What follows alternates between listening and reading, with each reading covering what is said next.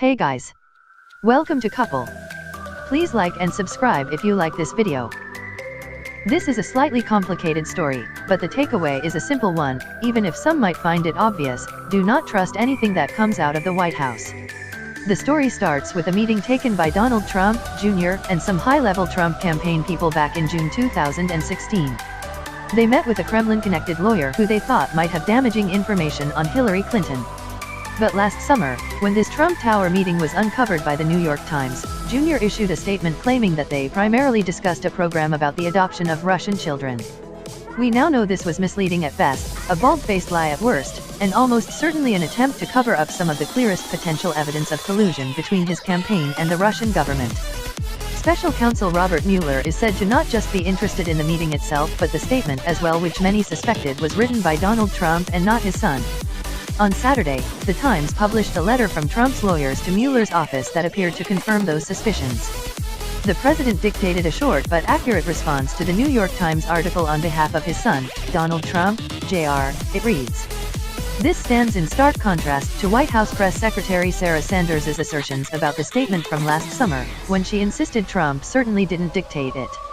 Naturally, Monday's White House press briefing was a bit more tense than most. Reporters asked Sanders about this glaring discrepancy. "How can we believe what you're saying from the podium?" was how Washington Post reporter Josh Dawsey put it. In response, she offered her trademark combination of bluster/hemming and hawing. Sanders refused to comment on the letter from the president's outside counsel, ignoring entirely the question about her own words.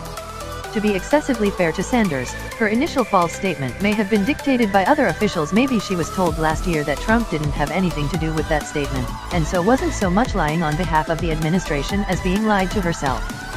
But whoever is crafting this kind of lie, the effect is the same, which is that there's no reason to take what Sanders or other administration officials seriously when they open their mouths. Reporters and the public should expect a certain amount of obfuscation and spin from the upper levels of government. Bill Clinton lied about his affair with Monica Lewinsky, and the Bush administration lied early and often about intelligence used to justify the Iraq War.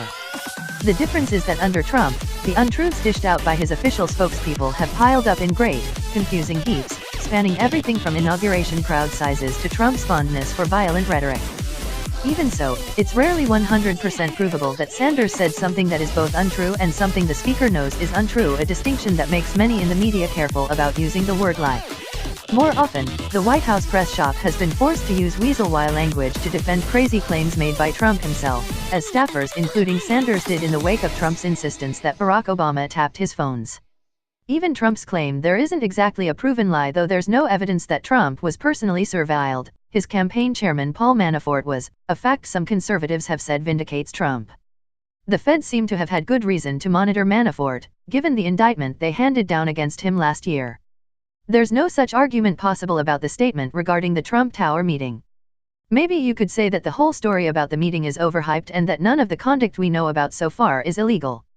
But even in that case, why would Trump lie about it, then lie about who lied about it? And if the administration is willing to throw around flat-out untruths when it comes to such a small thing, what else is it lying about? Or maybe the question is, what won't the administration lie about?